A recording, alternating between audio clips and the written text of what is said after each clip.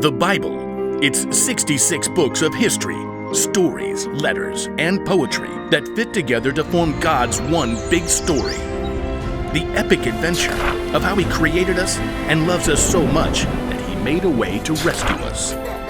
As we travel through the Bible, from Genesis to Revelation, we discover people who met God and found their lives changed forever. And now for an amazing story, inspired by the book of 1 Samuel, chapter 17. When Moses died, Joshua led the Israelites into the land that God had promised them. And after Joshua, a series of judges guided God's people. But they were still faced by enemies on all sides. The Israelites noticed that these enemy nations had impressive kings that led them into battle. So they decided they had to have a king of their own. It wasn't enough that God was in charge. So they begged God for a king, and God gave them one. A man named Saul. So while Saul was handsome and wore splendid armor into battle, he never listened to God, so God chose another king, a young shepherd named David. And even though David had been picked to be the next king, Saul was still ruling Israel, which meant David was still watching over his father's sheep near Bethlehem. The Lord is my shepherd, I shall not want. As David plucked out a tune on his harp, a lion burst out of the brush and grabbed one of his sheep. He raced after the lion and threw himself in front of it. You shall not pass!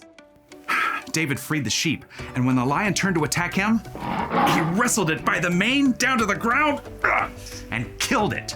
Now this may sound like a big deal, but it was actually David's older brothers who were chosen to follow King Saul into battle against the Philistines, which meant that David was going to stay behind, watching the sheep. See you later, sheep boy. We're off to be heroes. But the battle didn't go well for King Saul and the Israelites. They camped out across the valley of Elah from the Philistine army, and every morning and evening for 40 days, a giant soldier named Goliath came out to taunt them. I dare Israel to send a man down to fight against me. If he's able to kill me, we'll be your slaves. But if I win and kill him, you will be our slaves. Not a single Israelite dared to march out and face Goliath as he towered over them with the heavy armor and the deadly spear. Eek! Back in Bethlehem, David's father Jesse wanted to know how his sons were doing. He called David out from the field. Take some grain and some bread and cheese to your brothers.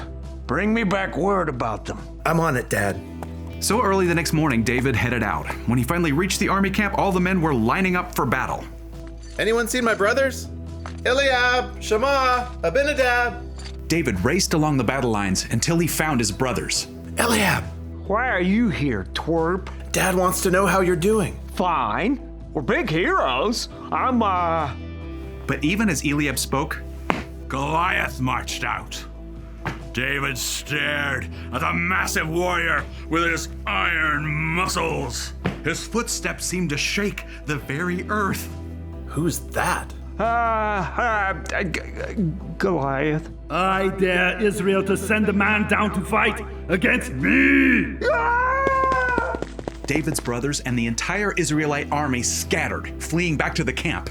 Hey, wait! This Philistine is bringing shame to Israel. He's mocking God. David's brothers halted to glare at him. You're proud and you hate what's good. You just come out to hang out and watch the battle. What have I done now? Can't I even speak? King Saul heard what David was saying and sent for him.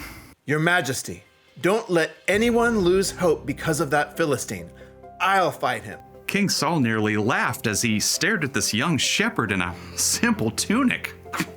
You? You're too young.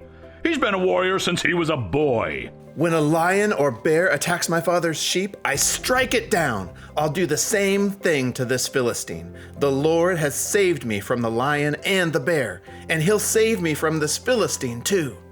Fascinated by David's confidence, the king decided to give him a chance.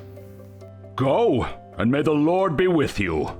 King Saul even offered David his own armor and sword, but after trying it all on, David shook his head. I can't go out there in all this armor. I'm not used to it. The king gaped as David removed the armor and returned the sword. But surely you need a weapon. I know where to find one. David took his wooden staff and went down the stream. There, he picked up smooth stones, turning them over in his hand. 1, 2, 3, 4, 5.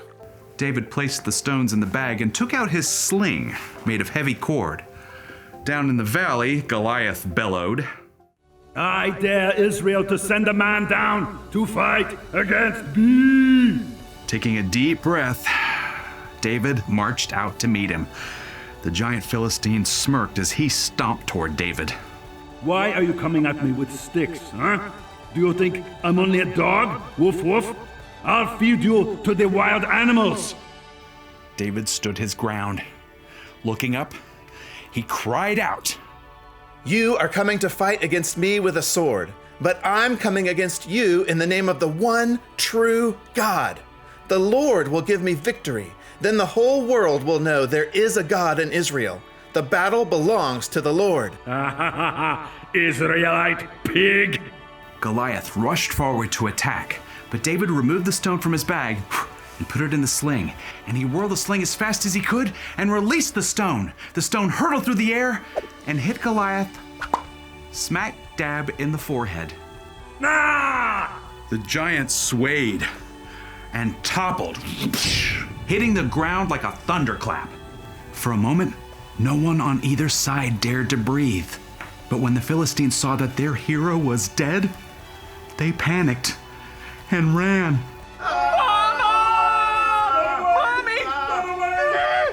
And the Israelites rushed forward to chase them. That day, the Philistines were completely defeated, and King Saul could only stare at this young man who defeated the giant with only a stone. Who are you? I'm the son of Jesse from Bethlehem. From that day on, King Saul called on David to serve him, and the young man became a warrior and leader through God's power and King Saul's willingness to give him a chance.